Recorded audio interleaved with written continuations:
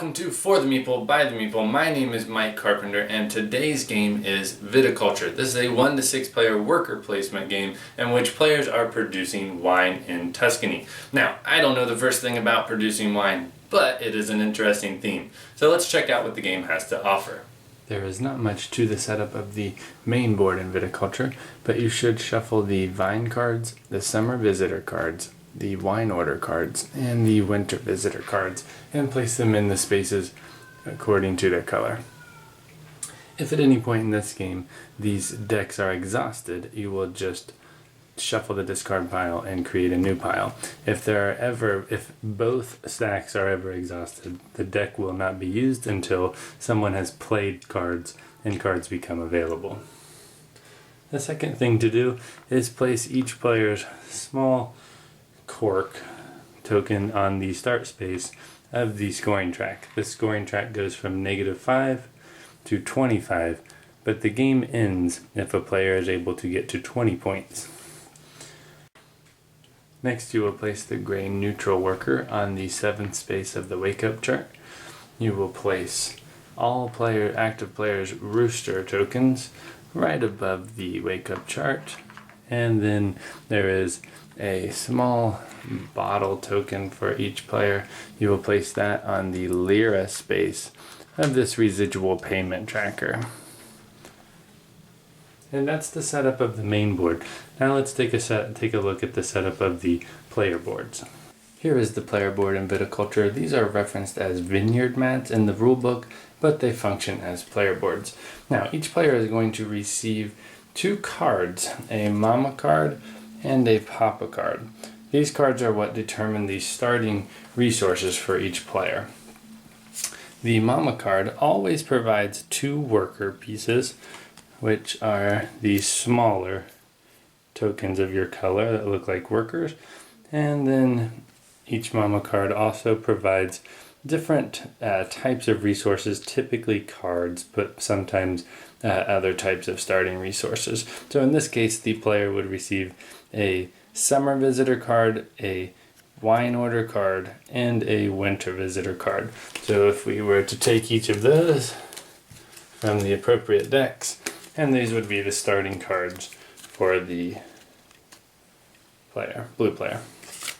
Now, the papa cards always give you a grande worker, some amount of lira, and an option as to another starting resource. So in this case, we could start with the windmill or 4 additional lira. So the grande worker is the larger version, as you can see here, if you compare the two, the larger version of the worker tokens, and the lira are just small cardboard tokens.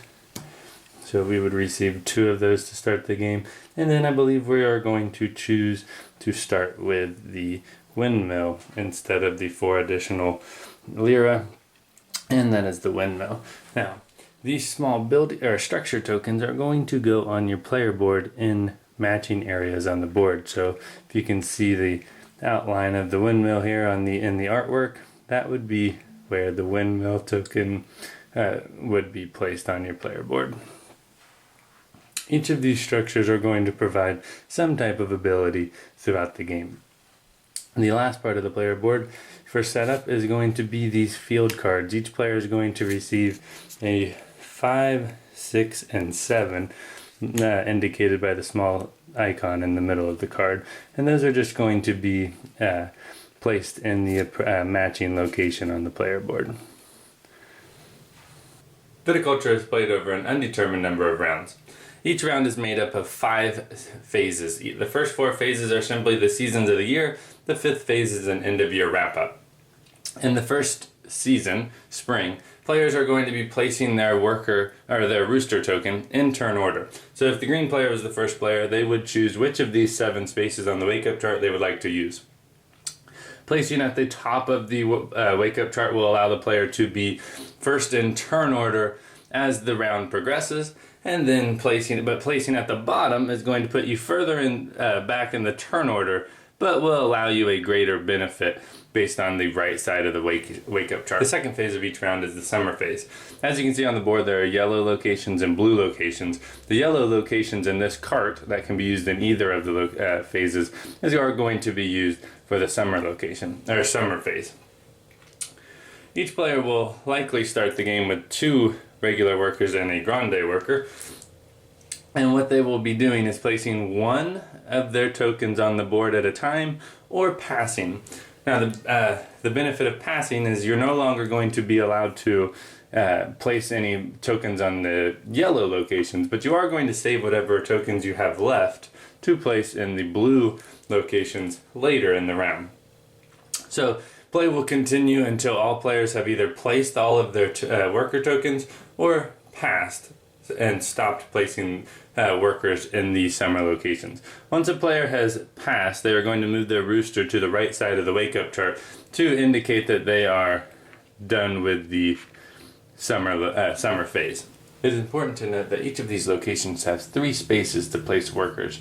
In a 1 or 2 player game, you'll only be using the leftmost space. In a 3 or 4 player game, you will then be able to use both of the first 2 spaces, and in a 5 and 6 player game, you'll be able to use all 3 spaces at each location. If all of the available spaces are full at a location, that is when players will be able to use their grande worker to access the location even if it is already full. Multiple players may place their grande worker on a location in this matter, but they will never receive the bonus for placing their grande worker unless they actually place in that location in a 3 to 6 player game. There are no bonuses available in a 1 or 2 player game.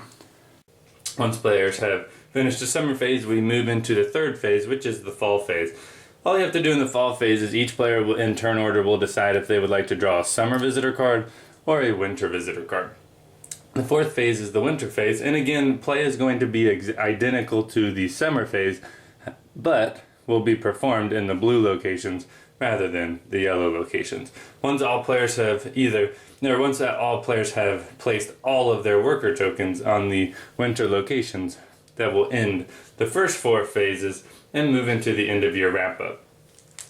At the end of the year, each player is going to age their wines on their player board, which we will cover shortly.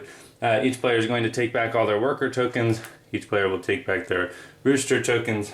Each player will receive residual payments that we have not covered yet, and then players will pass the first player token to the player on the left. That is the outline of a round. Now let's get into some of these smaller pieces of the game. The objective of viticulture is to produce the best wines and sell them for the most victory points. To do that, players are going to be using the worker placement aspect of the game to gather the resources they need to follow a progression on their player map. This progression is plant vine cards, the green cards, in their field areas. Once they have the appropriate vine cards, they can then turn them into grapes and put these tokens on their crush pad. Once they have what they need on their crush pad, they can turn them into wine and place take the token from the crush pad and place it on the appropriate area of their cellars. Now, each player is only going to start the game with the small cellar, but you can quickly upgrade to a medium cellar and a large cellar as your wines age and become worth more points and can then fulfill better orders. Now, there are green cards out of the vine cards. Each vine card is going to have a name, potentially a prerequisite in the top left corner of a structure you will have to build before you can plant this vine card, and the type of grapes that are produced from that card in the bottom. Now, players are going to be placing these cards in their field areas.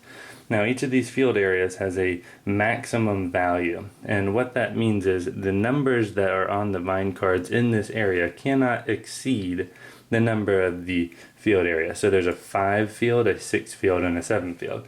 So I've planted these 2 vine cards over the course of the game for free because they have no prerequisites. But once I was able to build my trellis, I could then add this vine card to the 5 field because it needed the trellis before it could be built. Now, if you look at the number on the cards that I've planted, I have a total of 4 value. I have 2 circles that are red with a number 1 and 2 circles that are white with a number 1. Now, what the reason for planting those cards there is because I see that I am going to need a number 2 red wine and a number 2 white wine to fulfill this purple card, which is a wine order card. Now, to do this, I'm going to harvest this field on a later turn. When you harvest a field, you look at the total number of red circles, which is a 1 and 1 makes 2, and the total number of white circles, a number 1 and 1 is 2. And what I will do is place a wine token on a number 2 red on my crush pad and the number 2 white on my crush pad. Later, players are going to be able to turn these crush pad amounts into the corresponding area of the white cellar. So I would then take my crush pad or my grape token over to my cellar and place it on the red 2 and the white 2. Then, as the progression unfolds, I'm going to be selling those amounts. So I would take them off the out of the cellar and receive 2 victory points and move 1 space to the left on my residual track.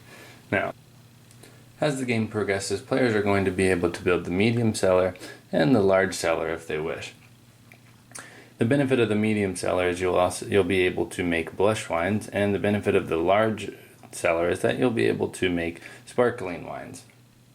To make a blush wine, you will take exactly 1 red grape token and exactly 1 white grape token and combine their values. So here I had a 4 and a 5 to make a 9, and then I would look at my medium cellar if that's all I had built, and in this case I can't make a 9 necessarily, but I can put it on the highest available number, which is the 6.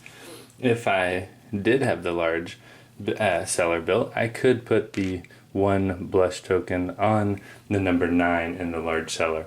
If it was not available, I would put it on the next highest available token.